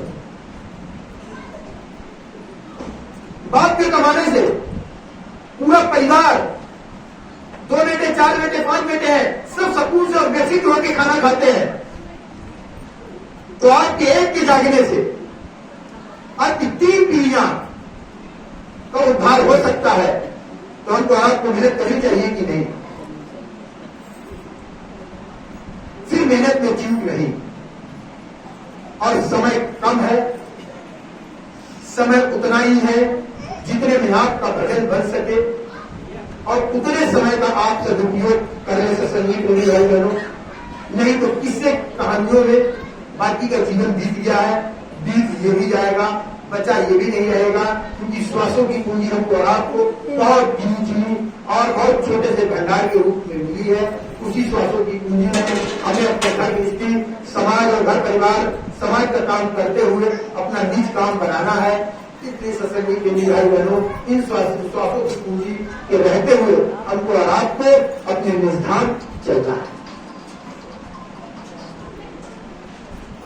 एक प्रार्थना है जिसे हम और आप गुरु महिमा के नाम से जानते हैं, जो है ना, क्या कैसे है दादा? परम पुरुष गुरुदेव जी जय गुरुदेव अनाथ, अलग अधम के बाद में मैं करता तुम्हें कहा। इस प्रार्थना को जब आप पूरा पढ़ेंगे तो बीच में 7 या 8 लाइनें हैं जिसमें साधना का तरीका बताया गया। कहां से है? पवन रोग चित्त में धरू, और चित्त को मन के साथ, मन को राखू शब्द संग, ऐसे कुछ करके शब्द गुरु हाथ, मन को राखू सूरत संग, सूरत शब्द गुरु। अब देखिए पूरा तरीका पूरा शुद्ध है। पवन रोक, पवन मतलब सांस को रोक के चित्त के साथ लगाया, सांस को रोक के। क्या हमारा पिता कठिन काम करता है? एक सेकेंड के लिए अगर सांस रुक जाती है तो उम्र होने लगती है। और यहां तो बात तगड़ा की है, सत्संगी दिन गए। इसको आप याद करें, याद करके देखिए, जैसा कि हमने आपको कई बार ये महाराज की आदेश से या आप कहें कि दया से ये शब्द निकलते हैं, जो हमको आपको महाराज ने 5 नाम दिए नामदान में। अगर उन 5 नामों को आप खोजोगे तो आपको कहीं न कहीं किसी न किसी धर्म ग्रंथ में 1, 2, 4, 5 नाम मिल जाए लिखे हुए, निश्चित। क्योंकि ये 5 नाम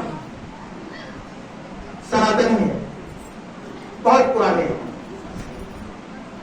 हर युग में नाम बदलता है, जैसे सतयुग में हरि नाम, त्रेता में राम, द्वापर में कृष्ण, तो कलयुग में जय हो गई।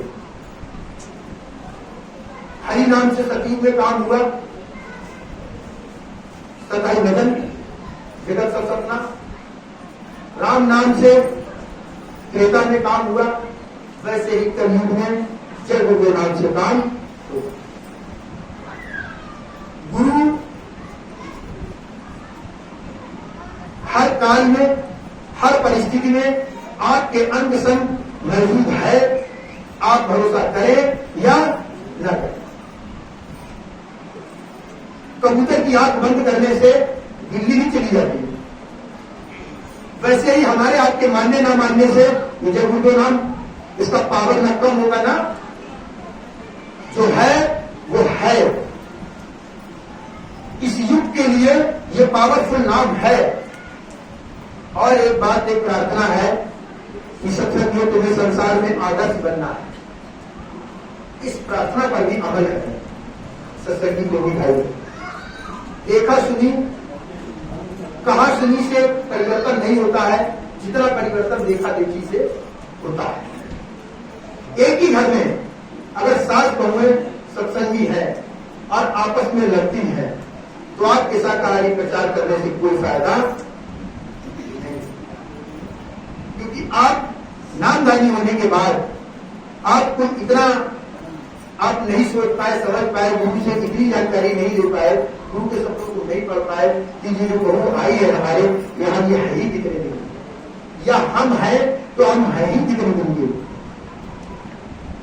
किसी भी परिवार में 2 भाई, 3 भाई, 4 भाई हैं, और अगर उनमें मतभेद है, मनभेद है उनमें, तो भी काम होने वाला उन भाइयों में से किसी का भी नहीं।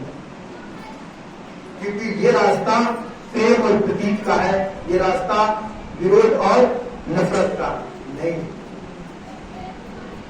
इसलिए सत्संगी प्रेमी भाई बहनों, प्रेम पर जोर दीजिए। भाई भाई से मिले, बहनें बहनों से मिले।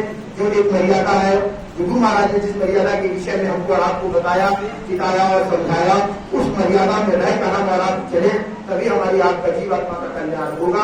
अगर हमारी और आपकी नजर और कर्म दोनों अच्छे नहीं है, तो फिर भजन आप कितना भी करते रहो, कान मुंह डाल के कितना भी बैठे रहो, आप खुद को धोखा दे रहे हो। उस भजन को करने के बाद, सुमेर को करने के बाद, सत्संग को सुनने के बाद, तुम महाराज की पत्रिकाओं को पढ़ने के बाद अगर आप में परिवर्तन नहीं आया है, तो फिर आपसे तो अच्छा संसारी। परिवर्तन आया है तो, और सुनने सुनाने से अगर परिवर्तन आया है तो परिवर्तन दिखना भी चाहिए। हम अपने कानपुर में कई जगह मैंने बोला तो लोगों को हमारे सब अच्छे नहीं लगते, कहते बड़ा कड़वा बोलते हो, लेकिन सच है सत्संगी भाई बहनों, हम और आप कितना बड़ा भंडारा करें, हमारे भंडारे में प्रेमी तो दूर दूर से आ जाएंगे, क्योंकि हमारा पड़ोसी नहीं आता। कल हमने पड़ोसी को रावण का खानदानी समझ लिया और हम अपने आप को भगवान राम समझने लग गए। फर्क केवल कितना है। अगर गुरु महाराज ने भी यही पैर और यही दूरी बना के रखी होती, तो हमने इतने प्रेमी हमारा बैठे हैं कि एक भी गुरु की शरण में जाने लायक था। हम अपने से बताएं, हम तो नहीं थे। ऐसे कुल और ऐसी जात में जन्म लिया जहां जन्म लेते ही मार काट शुरू। और सत्संगी प्रेमी भाई बहनों, मैं आपको बताऊं, जब हम गुरु की शरण में नहीं गए थे तो नवरात्रि में हमारे यहाँ बना और खाते थे, कारण ज्ञान नहीं था। तो ये था भाई, किसी ने टोका या नवरात्रि में, अच्छा तुम्हारे घर में आलू बन रहा है, बोले हाँ, बोले तो फिर हमारे यहाँ क्यों बने? तो हम उसकी तुलना आलू से करते। लेकिन जब हमने देखा कि ये दयालु दया करके मुझ जैसे निकृष्ट जीव को, जिसका जन्म एक जन्म तो छोड़ो, 2, 4, 6 जन्म उद्धार होने वाला नहीं था, जब हम जैसे जीव का हाथ पकड़ के गुरु महाराज खींच सकते हैं, उस दंगल से बाहर निकाल सकते हैं, तो आप तो बहुत अच्छे थे। सत्संगी प्रेमी भाई बहनों, देखिए मैं आपको बताऊं, भाव को जगने की जरूरत है। यही नेपाल में मिथिला, जहां की सीता जी थी, आज से कुछ 100 साल पहले एक महिला वहां रहती थी। वो वैसे व्रत का काम करती थी। एक दिन वो सुबह उठी, मुंह धुला, शीशे के सामने खड़े हुई, तो शीशे के सामने खड़े हुई तो उनको खुद से घृणा हुई। बोले महापुरुषों ने लिखा है कि ये मनुष्य तन बड़े बहुत ही बेशकीमती है और हम इस मनुष्य तन को इस निकृष्ट काम में लगा रहे हैं। अरे जिसने पेट दिया वो उसको भरेगा भी। तुरंत उनके घर में, उनके दिमाग में और मन में, मतलब एक तरीके से संघर्ष हुआ और उनके मन में जो है दुनिया का राग खत्म हो गया। तो दुनिया का राग खत्म हुआ तो वो वहीं से निकल गए, क्योंकि वो ये जानती थी कि हिंदुस्तान महात्माओं का देश है, तो वहां से सीधे हिंदुस्तान। और बताते हैं उनको एक महात्मा मिले और उसी जन्म में उनका उद्धार हो। सत्संगी प्रेमी भाई बहनों, केवल और केवल मन बदलने की जरूरत है। मन अभी हमारा संसार में रमा है। जिस दिन हमको ये समझ में आ जाएगा कि ये संसार जो नाशवान है, ये मिट्टी है, ये हमारे कोई काम आने वाला नहीं। इस शरीर में जो बैठा है, जो बोल रहा है, चल रहा है, वो अजर अमर है। जिस दिन हमको ये पता चल जाएगा, उस दिन सत्संगी प्रेमी भाई बहनों, हमारा मन इस संसार से हट जाएगा। गुरु महाराज ने बहुत साफ सीधी बात कही। गुरु महाराज ने कहा, बच्चा आप 2 नाव में सवार हो गए। नाम दान लेने के बाद गुरु महाराज ने कहा, बच्चा आप 2 नाव में सवार हो गए। एक नाव गृहस्थी की और एक नाव अध्यात्म की। अभी आपने अध्यात्म की नाव पे हल्का पैर रखा और गृहस्थी की नाव पे आपने पूरा जोर दे रखा। धीरे धीरे अध्यात्म की नाव पे वजन बढ़ाओ और गृहस्थ, जब एक पैर आपका भारी होगा तो दूसरा पैर अपने आप हल्का हो जाएगा। आप आजमा के देखो, खड़े हो, एक पैर पे वजन कम रखो, दूसरे पे तरफ ज्यादा, एक जिस पे वजन आप कम रखोगे तो दूसरा अपने आप भारी हो जाएगा। शरीर का पूरा वजन उस शरीर पे चला, उस पैर पे चला जाएगा। तो गुरु महाराज ने कहा, ये 2 नाव है, एक गृहस्थी की और एक अध्यात्म की है। एक नाव अध्यात्म की नाव पे मैंने आपका पैर रख दिया, अब इस पैर को आप धीरे धीरे भारी करो तो ये पैर आपका अपने आप हल्का हो जाएगा। और जैसे ही हल्का होगा आप इस नाव पे आ जाएंगे तो गृहस्थ और अध्यात्म आपका दोनों बन जाएगा। और अगर आप केवल गृहस्थ के पैर, नाव पे पैर रखे रहेंगे तो अध्यात्म आपका बनने वाला नहीं। गुरु के वचनों को याद करें सत्संगी प्रेमी। अब गुरु के वचन मिलेंगे कहाँ? गुरु के वचन हमको और आपको मिलेंगे उनके पुराने सत्संगों में। वैसे तो सत्संग आपको बहुत यूट्यूब पे देखो तो डालो तो सैकड़ों निकाल आते, कहीं कोई बोल रहा, कहीं कोई बोल रहा, कहीं कुछ, लेकिन आप गुरु के वचनों को सुने, उसमें क्या लिखा पढ़िए, आप उससे मतलब न पढ़े। बहुत कुछ लोग लिख देते हैं, भाव बसा के लिख देते हैं, जब बस कहीं परिवर्तन होने वाला है, ऐसे लगा जैसे गुरु महाराज डायरेक्ट मुझे बुलवा रहे हैं, जबकि गुरु महाराज ने ये चीज अपने लिए बचा के रखी। गुरु महाराज ने स्पष्ट बोला कि जब परिवर्तन होगा उससे कुछ समय पहले हम आपको बताएंगे। और अब सब, मतलब हमारे यहाँ एक भाषा है, हमारे गांव में भाषा बोलते हैं, अब सब बड़ी अम्मा बन गए, कोई छोटी अम्मा बनने के विचार में नहीं, सब पूर्ण पुरुष बनने के विचार में, सब इसी में लगे हुए। और ये गुरु का गाने मालूम है क्या आएगा, लेकिन सब गुरु बनने की होड़ पे लगे। इसलिए सत्संगी प्रेमी भाई बनो, उसमें क्या लिखा है उस पर आप बच जाए, गुरु महाराज क्या बोल रहे हैं आप उसको। और देखिए सबसे अच्छी बात मैं आपको बताऊं, जो 14 मिनट 15 मिनट का सत्संग आपको मिलता है, आपको दिन भर टाइम नहीं मिलता, आप शाम को सोते समय उस सत्संग को सुने। जैसे बहुत सी बहनें होंगी जिनको नींद नहीं आती, ऐसी कितनी बहनें जिनको उलझन की वजह से नींद नहीं आती है? कोई सब लोग चैन की नींद सोते हो। अच्छा, आज अनुभव करिएगा, आप गुरु महाराज का सत्संग लगा के रख लीजिएगा मोबाइल और आप उसको सुनते, आंख बंद करके सुनिएगा और सुनो, बताइएगा नींद कैसी आएगी। 5 मिनट 10 मिनट बाद आपको होश ही नहीं रहेगा कि हम हैं कहां। इतनी अच्छी नींद आती है। अब इतनी अच्छी नींद आ गई, फायदा क्या हुआ? जो नींद में हम और आप सो रहे हैं वो समय गुरु महाराज के श्री चरणों में रहेगा, और वो समय गुरु महाराज ने जितनी हम नहीं, गुरु महाराज के शब्द है, वो समय गुरु महाराज ने भजन में लगा दिया है। इसलिए सत्संगी बहनी भाई बहनों, अगर ऐसा ये छोटे छोटे अनुभव और ये छोटे छोटे तरीके हैं गुरु को याद करने का, गुरु के वचनों को याद करने का और गुरु की चिंतन में हमेशा रहने का। आप कहीं जा रहे हो तो गुरु महाराज का सत्संग लगा के एक कान में लगा लो, आप सुनते जाओ, काम कोई कर रहे हो लेकिन आवाज गुरु महाराज की आ रही है। चित्त आपका वही है, जहां चित्त है वही मन है, जहां मन है वही सूरत है, जहां सूरत है वही गुरु।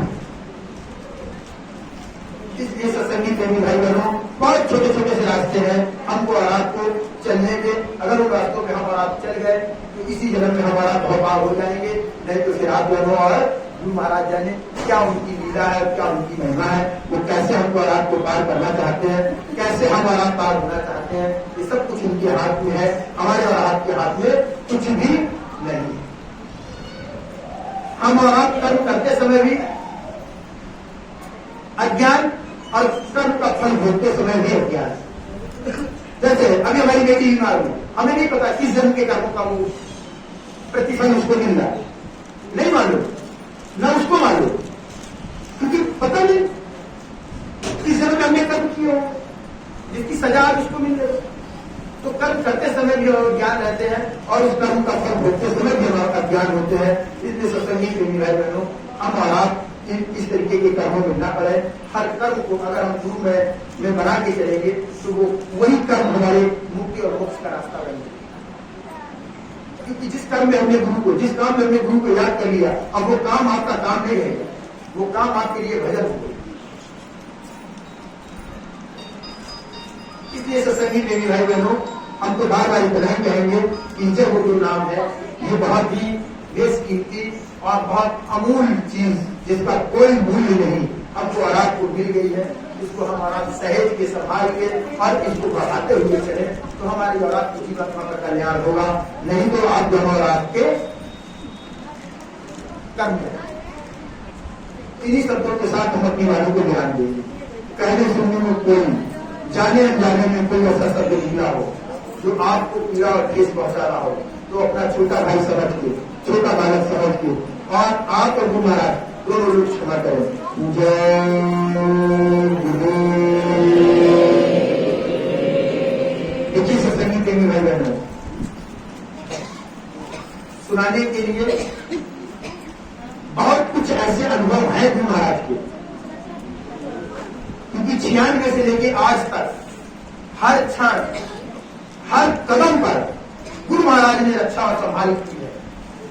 केवल हम अपने विषय में ही बताए कि ये रात कम पड़ जाएगी। इतने चमत्कार और इतनी अनुभवी घटनाएं हमारे साथ घटी हैं।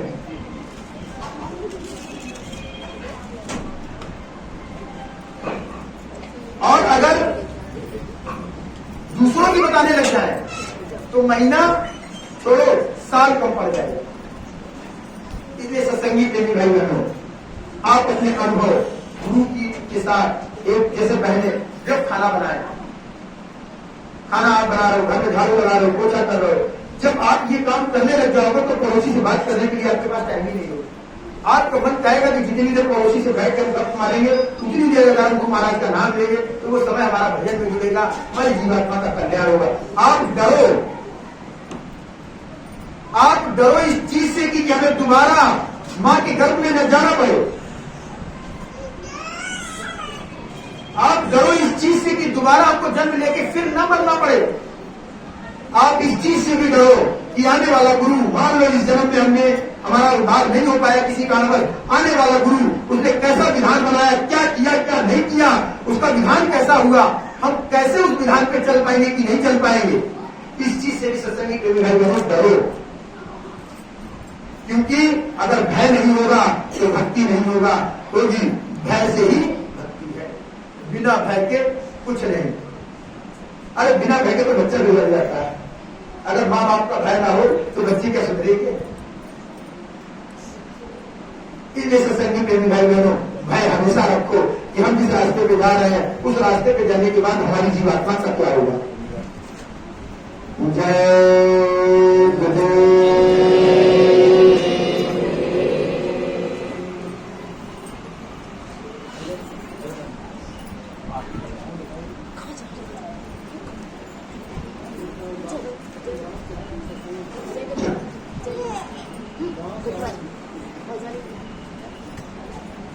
जय गुरुदेव। पूरे समय का सदुपयोग चौहान साहब ने अच्छी ढंग से किया और उसमें दो बातें प्रमुख रही। एक तो जय गुरुदेव नाम की प्रैक्टिस हम लोगों को इतनी करनी है मालिक के नाम की, उठते बैठते चलते फिरते काम करते हुए अंत समय में ये नाम हमारे दिल में रहे, दिमाग में रहे और जलान चले तो वहां भी रहे। क्योंकि रामायण में भी लिखा है कि हमको नाम की आवत नहीं, इतनी प्रैक्टिस हम लोगों को करनी है। कोई काम करे, कहीं घर से चले जय गुरुदेव, फोन पे किसी बात करे तो जय गुरुदेव, और इसके अलावा अपना हाथ मजबूती से मालिक को पकड़ाए रहे, मालिक को दिए रहे। ये चौहान साहब ने इस पर निचोड़ दिया। कोई ऐसा कर्म हम न करें परिवार में, समाज में, आस पास पड़ोस में कि मालिक मजबूर हो जाए, हमें आराम छोड़ना चाहिए। उस बात को यही मालिक ने हमारा हाथ मजबूती से पकड़ रखा।